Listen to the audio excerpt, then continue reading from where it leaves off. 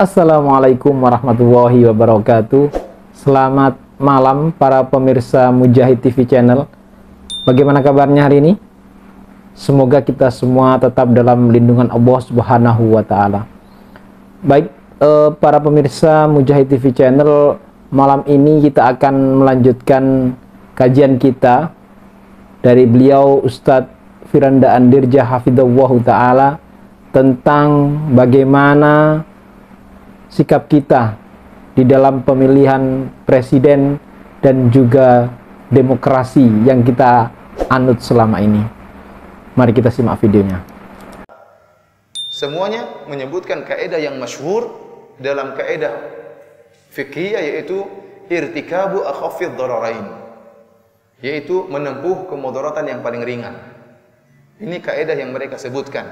Kenapa dibolehkan pemilu? Dalam rangka untuk menempuh kemudaratan yang paling ringan. Artinya apa? Demokrasi itu suatu kemudaratan, tetapi kita berusaha memilih kemudaratan yang paling ringan. Apa maksud kaidah ini? Maksud kaidah ini artinya ada dua kemudaratan yang datang kepada kita dan tidak bisa kita hindari. Tidak bisa kita hindari. Maka tatkala tidak bisa kita hindari kedua kemudaratan ini, maka kita milih kemudaratan yang paling ringan untuk menolak kemudaratan yang lebih besar. Itu maksud dari kaidah ini. Kaidah ini berbeda dengan kaidah ad-daruratu bihul mahdzurat. Ada kaidah yang lain yang disebut dengan darurat menghalalkan yang haram. Contohnya Allah Subhanahu wa taala menyebut dalam Al-Qur'an illa ma turirtum alaih, kecuali yang kalian dalam kondisi darurat, ya. Faman iturra ghairu baghin wala 'adin fala itsma alaih. Barang siapa dalam keadaan darurat, maka boleh makan babi misalnya. Boleh makan babi, boleh makan bangkai yang haram, boleh. Allah menyebutkan kalau dalam keadaan darurat. Ini kaidah tersendiri. Artinya barang siapa yang tidak makan bangkai bakalan mati, maka dia boleh makan bangkai. Artinya dalam kondisi darurat, perkara yang haram bisa menjadi apa? Halal. Kalau dia tidak melakukan perkara yang haram tersebut, maka dia bisa binasa. Contohnya seperti tadi, seperti makan bangkai. Dia dalam keadaan lapar, ternyata tidak ada makanan kecuali bangkai. Dan bangkai hukumnya haram, najis. Daripada dia meninggal dunia, maka dia hendaknya makan bangkai tersebut untuk menyelamatkan nyawanya. Ini haram menjadi halal karena dalam kondisi darurat. Kalau dia tidak makan, maka dia meninggal dunia. Contohnya seperti Ammar bin Yasir rahimahullah radhiyallahu anhu yang terpaksa untuk mengucapkan kalimat kufur. Kalau tidak, dia akan dibunuh oleh orang-orang musyrikin sebagaimana ayahnya dan ibunya dibunuh radhiyallahu taala anhum ajma'in. Maka Allah mengatakan illa man ukriha wa qalbuhu mutmainnun bil iman. Kecuali orang yang dipaksa akan tapi hatinya tenang dengan keimanan. Ini kaidah tersendiri yang disebut oleh para ulama dengan ad-daruratu bihul mahdzurat. Kedaruratan, kondisi darurat menghalalkan sesuatu yang haram. Ini berbeda dengan kaidah yang disebut oleh para ulama tatkala membolehkan pemilu. Kaidahnya lain. Kaidahnya apa? Irtikabu akhafid dararain. Menempuh salah satu dari kedua mudaratan yang paling ringan. Dua kemudaratan yang tidak mungkin dihindari, maka ditempuh.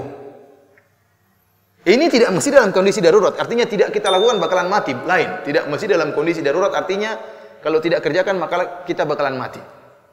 Bukan, itu kaidah yang pertama. Kaidah yang kedua lain lagi. Maksud saya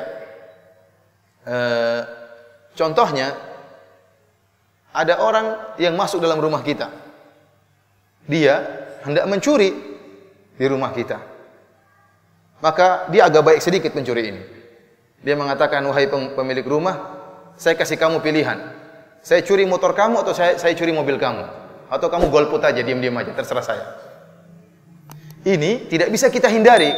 Dia mau curi, nggak curi, kita nggak bakalan mati. Kita bukan dalam kondisi darurat, bukan. Artinya dia mau curi barang juga nggak jadi masalah, nggak curi, kita nggak bakalan mati, bukan. Tetapi di sini ada dua kemudaratan yang tidak bisa kita hindari. Dia pasti mencuri, entah mencuri motor, entah mencuri apa, mobil. Jadi saya sendiri tidak dalam keadaan darurat. Artinya kalau saya nggak milih, saya bakalan mati. Saya harus milih, bukan begitu. Tapi saya tidak bisa menghindari kedua kemudaratan tersebut, maka saya milih yang paling apa, ringan. Maka kita bilang kepada pencuri tersebut, silakan curi mobil saya. Biarkan motor saya. Kenapa? Karena mobilnya remnya belum. Paham maksud saya? Bisa dibedakan antara kaidah yang pertama dan kaidah yang kedua? Kalau pertama, enggak makan babi mati, ini lain. Ini bukan masalah mati hidup. tetapi ada dua kemudaratan yang tidak bisa kita hindari, maka kita pilih yang paling ringan. Dan dalil tentang kaidah ini sangat banyak dalilnya dalam Al-Quran dan hadis-hadis Nabi SAW. Contohnya seperti kisah Nabi Khadir dan Nabi Musa alaihi wassalam. Tatkala Nabi Khadir bertemu dengan Nabi Musa alaihi wassalam, maka Nabi Musa minta untuk belajar kepada Nabi Khadir. Kata Nabi Khadir, "Fa in ittaba'tani fala tas'alni an syai'in hatta uhditsa laka minhu dzikra." Wahai Musa, kalau kau ikut saya, belajar dari saya, maka saya persyaratkan jangan kau nanya-nanya sampai saya yang jelaskan. Jangan kau nanya-nanya sampai saya yang jelaskan. Fantalaqa hatta idza raqiba fis safinati kharaqaha. Mereka berdua pun berjalan, kemudian mereka naik di suatu perahu, dan disebutkan dalam hadis yang sahih bahwasanya Nabi Musa dan Nabi Khidir numpang di perahu tersebut gratisan. Rupanya para nelayan mengenal siapa Nabi Khidir. Mereka menghormati Nabi Khidir, maka mereka berdua pun naik di perahu tersebut gratisan. Setelah mereka turun dari perahu tersebut, ternyata Nabi Khidir berbuat yang aneh. Kharaqaha. Dia pun merusak perahu tersebut. Sebagian papannya dirusak, dibolongin. Nabi Musa pun protes. Qala akharaqataha litughriqa ahlaha laqad ji'ta syai'an imra. Wahai Khadir, kenapa kau rusak? Kau lubangi perahu tersebut. Apakah kau ingin para pemilik perahu tersebut tenggelam? Artinya Nabi Musa mengatakan, kamu ini bagaimana Nabi Khidir? Apakah air susu kau balas dengan air tuba? Kita sudah naik perahu gratisan, malah kau rusakin apa? Perahu tersebut. Qala alam aqul innaka lan tastati'a ma'iya sabra. Kata Nabi Khidir kepada Nabi Musa, bukankah saya bilang kau tidak akan sabar dengan saya? Setelah itu Nabi Khidir menjelaskan sebabnya. Dia mengatakan, amma safinatu fakanat limasakina ya'maluna fil bahri fa aradtu an a'ibaha wa kana wara'ahum malikun ya'khudhu kulla safinatin ghasba. Adapun perahu yang saya bolongi tadi, kata Nabi Khidir, adalah milik para nelayan yang ada di lautan, di pinggir pantai. Fa aradtu an a'ibaha. Saya ingin merusak, memberi aib, memberi cacat pada perahu tersebut. Kenapa? Wa kana wara'ahum malikun ya'khudhu kulla safinatin ghasba. Karena akan datang raja yang merampas perahu-perahu yang baik. Kalau saya rusakin perahu ini, maka tidak akan dirampas. Ini kaidah irtikabu akhafid dhararain, menempuh kemudaratan yang lebih ringan. Kenapa? Di hadapan Khadir tidak ada kemudaratan yang tidak mungkin dia hindari. Pertama, kemudaratan dengan merusak perahu tersebut, atau kemudaratan perahu tersebut dicuri oleh raja yang zalim. Bukan masalah darurat, dia tidak perahu dia pergi dia selamat, Nabi Khadir selamat, enggak ada urusan mati atau tidak, paham? Beda dengan masalah makan daging babi, kalau enggak makan mati, enggak. Faham maksud saya perbedaan antara dua kaidah ini? Ini bukan dalam keadaan darurat, artinya kalau Nabi Khidir enggak ngelobangi perahu tersebut pun dia selamat, enggak ada urusan. Dan para nelayan pun tidak akan mati. Seandainya perahu mereka diambil pun mereka tidak bakalan mati, mereka masih hidup. Tetapi ini berkaitan dengan dua kemudaratan yang tidak mungkin dihindari. Apakah kemudaratan diambil perahu tersebut ataukah kemudaratan merusak apa? Merusak perahu tadi. Maka Nabi Khidir menempuh kemudaratan yang lebih ringan dengan merusak perahu tersebut. Paham kaidah ini? Paham atau tidak? Baik. Ini dalil yang pertama. Dalil yang kedua, dalam hadis Nabi SAW, kata Anas bin Malik radhiyallahu taala anhu, jaa a'rabiyyun fabala fi ta'ifatil masjid fazajarahu an-nas. Datang seorang Arab Badui, tiba-tiba dia kencing di pojok masjid. Dengan pedenya dia masuk, kemudian dia kencing di masjid. Dilihat oleh para sahabat. Ini kencing di masjid bukan sembarang masjid, Masjid Nabawi. Kencing di Masjid Nabawi yang pahalanya 1000 kali lipat lebih dalam salat. Kencing di Masjid Nabawi. Maka orang-orang para sahabat sudah ingin berdiri menahan dia. Nabi SAW mengatakan, "Da'uh, biarin dia. Biarin dia." Sahabat ini melanjutkan apa? Kegiatannya. Orang Arab Badui ini melanjutkan apa? Kegiatannya, buang air di masjid tersebut. Setelah itu Rasulullah SAW memerintahkan bidalwin min ma, untuk mendatangkan seember air, kemudian fa'uhriqa alaih, ditumpahkan ember air tersebut kepada bekas kencing Arab Badui tadi, sehingga kemudian masuklah najis-najisnya ke dalam. Para hadirin rahmati Allah Subhanahu wa taala, ini juga kaidah irtikabu akhfadh dhararain. Sekarang Nabi SAW dihadapkan dengan dua Nabi SAW dihadapkan dengan dua pilihan. Pilihan pertama, kemudaratan. Pilihan kedua juga kemudaratan. Yang pertama, kemudaratan orang Arab Badui tersebut kencing di masjid. Ini mudarat. Bikin najis di masjid. Mudarat atau bukan? Mudarat. Kemudaratan kedua adalah seandainya para sahabat menyuruh orang Arab Badui tadi berhenti dari kencingnya. Maka ini berbahaya.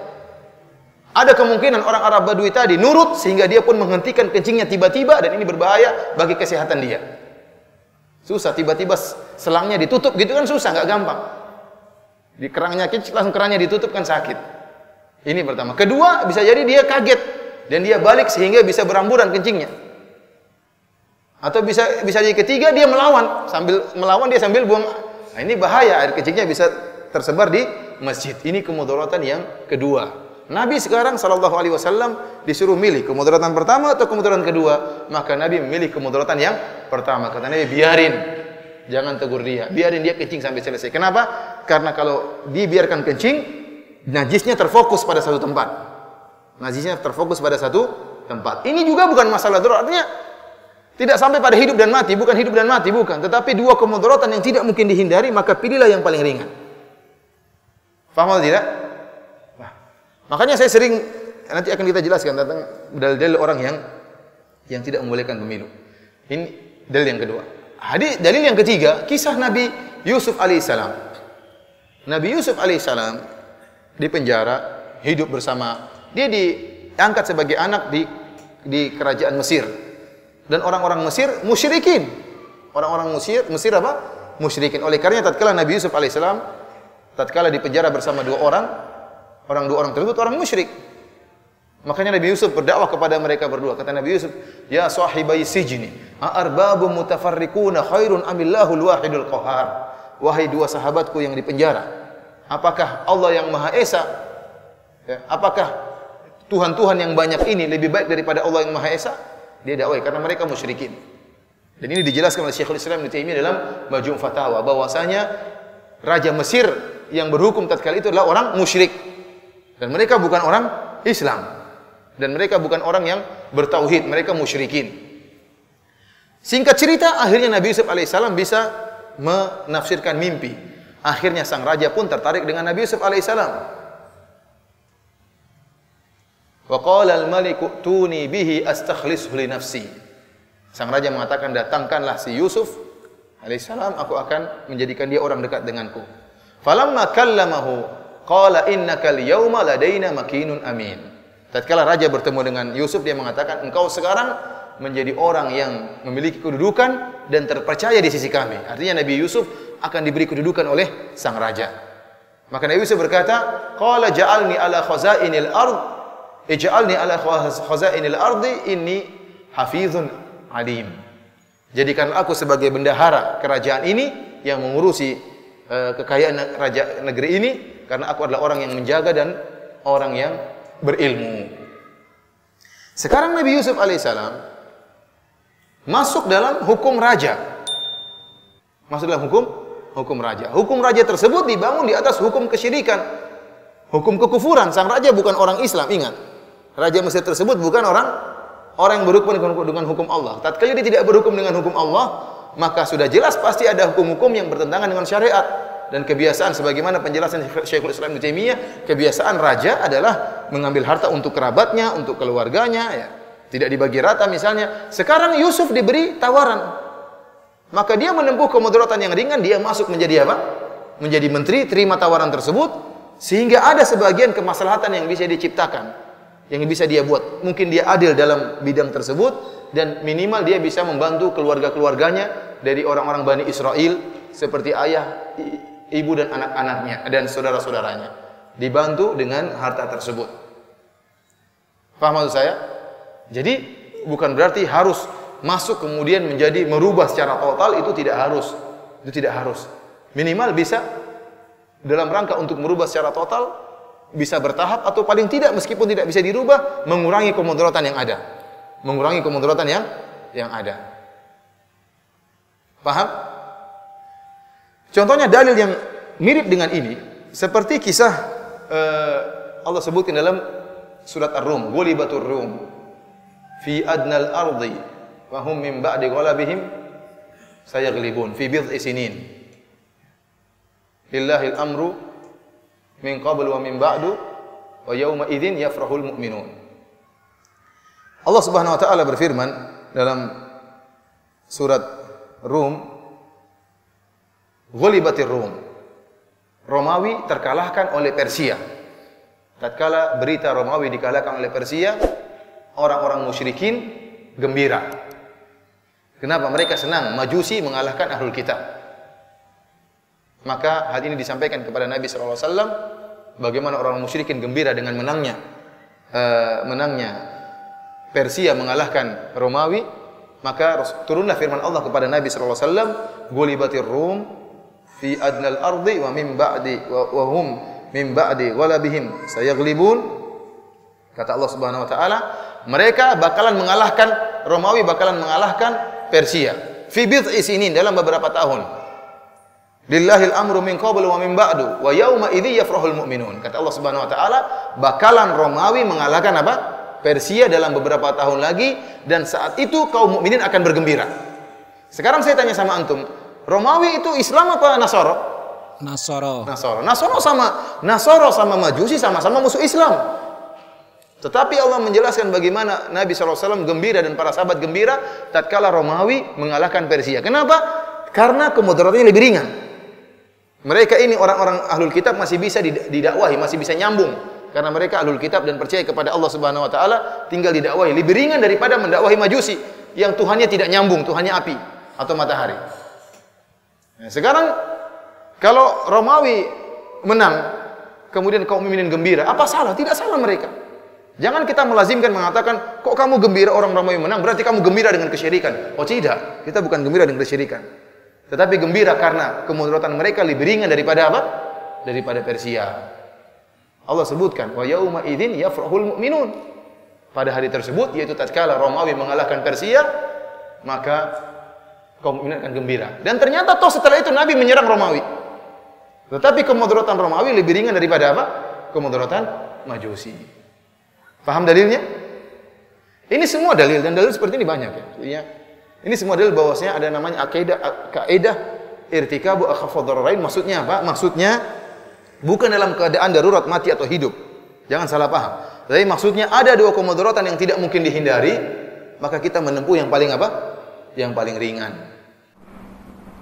Alhamdulillah. Terima kasih Ustaz atas ilmu yang antum berikan. Insya Allah kita akan lanjutkan di bagian yang ketiga daripada video ini. Semoga kita semua dapat berpikir dengan jernih, tidak mudah terprovokasi, dan menggunakan akal sehat kita untuk tetap menjaga kewarasan kita. Assalamualaikum warahmatullahi wabarakatuh.